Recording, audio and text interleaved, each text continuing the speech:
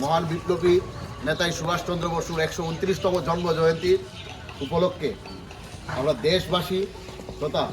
আমাদের ক্লাব এবং বাজার কমিটির পক্ষ থেকে আমরা ওনাকে স্মরণ করছি। ওনার কৃতিত্ব, ওনার বীরত্ব এবং দেশের প্রতি ওনার যে বলিদান, সেই বলিদানকে আমরা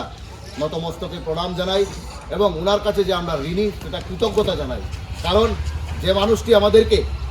এই স্বাধীনতার স্বপ্ন দেখতে শিখিয়েছিল, যখন সারা দেশ, যখন দেশের তাবর তাবর নেতা, যখন দেশের তাবর তাবর সংগ্রামী যারা নিজেদেরকে দাবি করতেন, তথাকথিত লৌহ পুরুষ থেকে শুরু করে পণ্ডিতজি, তারা যখন এই ডোমিনিয়ন স্ট্যাটাসকে স্বাধীনতার মাধ্যম হিসাবে বেছে নিয়েছিলেন, তখন দেশবাসীকে বোঝাতে সক্ষম হয়েছিলেন এই মহান দেশনায়ক নেতাজি সুভাষচন্দ্র বসু যে কারোর অধীনে থেকে কোনো জাতির মুক্তির সম্ভব নয়, কারোর অধীনে থেকে কোনো জাতি গৌরবময় ইতিহাস তৈরি করা সম্ভব নয়। সেই মহান বিপ্লবী, সেই মহান নেতা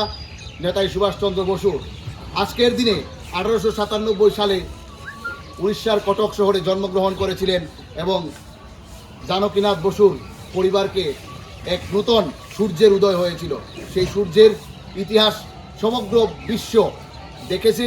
যার ফলে একসময় ব্রিটিশ সরকার এই নেতাজি সুভাষচন্দ্র বসুর কাছে আত্মসমর্পণ করে সমঝোতা করতে চেয়েছিল, কিন্তু যে নেতাজি মেরুদণ্ডকে সোজা করে আমাদেরকে বাঁচতে শিখিয়েছে, সেই নেতাজি সুভাষচন্দ্র বসু সেদিন আপোষ করেননি। ব্রিটিশের অত্যাচারের বিরুদ্ধে দেশবাসীর উপর যে অক্লান্ত অত্যাচার নিপীড়ন চলছিল, সেই অত্যাচারের বিরুদ্ধে তিনি সেদিন গর্জে উঠেছিলেন। ব্রিটিশের সর্বোচ্চ পদে চাকরি করার সুযোগ সেদিন লাথি মেরে ফেলে দিয়ে দেশমাতৃকার সেবায় নিজেকে ব্রতী করেছিলেন এবং তিনি বলেছিলেন, অন্ধকার যতই হোক না কেন একদিন ভোরের আলো ফুটবে। এই ভোরের আলো যখন ফুটবে তখন দেশবাসী সেই স্বাধীনতার মুক্তির স্বাদ পাবে। বর্তমানে আমরা তার যদি পদাঙ্ক অনুসরণ না করি, উনার দেখানো রাস্তা যদি অনুসরণ না করি, তাহলে স্বাধীনতার পর থেকে যেভাবে আমাদের অবনমন হয়েছে জাতির, আমাদের অস্তিত্বের, আগামী দিনে তাই আরও বেশি দ্রুতভাবে এবং ত্বরান্বিত হবে এবং জাতির যে হাজার বছরের গৌরবময় ইতিহাস সেটা মলিন হয়ে যাবে। তাই আমি বলবো, আজকের এই শুভ দিনে নেতাজি সুভাষচন্দ্র বসুকে 365 দিন আমাদের জীবনে ধারণ করতে হবে এবং নেতাজি সুভাষচন্দ্র বসুর যে দেখানো পথ, অন্যায় যেখানে হবে সেখানে চুপে চুপ রেখে প্রতিবাদ করতে হবে এবং সত্যের জন্য সব কিছুকে ত্যাগ করা যায়, এই বাণী যিনি যে প্রচার করেছিলেন, এই রাস্তা যিনি দেখিয়েছিলেন, সেই বীরের প্রতি আমি বিনম্র শ্রদ্ধাঞ্জলি এবং ওনার যে অন্তর্ধানের মূল রহস্য এখনো কেন আমাদের ভারতবাসীর কাছে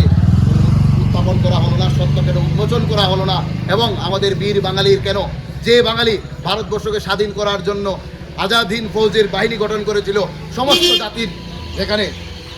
রেজিমেন্ট সে আছে কিন্তু বাঙালির রেজিমেন্ট নেই কেন, এই দাবি রাখছি আজকের এই দেশপ্রেম দিবসের দিনে এবং এই শুভ দিনে নেতাজি সুভাষচন্দ্র বসুর জন্ম জয়ন্তীতে। কারণ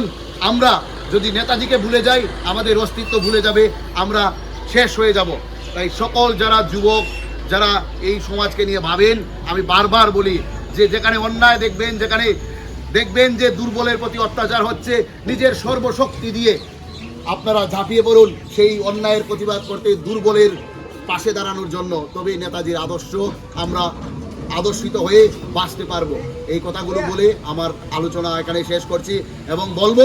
যে নেতাজি আমাদের মধ্যে জীবিত আছেন যদি আমরা সৎ পথে এবং সত্যের জন্য লড়াই করি। ভালো থাকবেন সবাই এবং নেতাজিকে ধারণ করুন, নেতাজির বই পড়ান নিজের সন্তানদেরকে এবং প্রয়োজনে আপনারা যেভাবে গীতা বিতরণ করেন, নেতাজির বই বিতরণ করেন, তাহলে দেখবেন যে আমাদের যে অবনমন সেটা রুকে যাবে। ধন্যবাদ সবাইকে এবং আপনাদের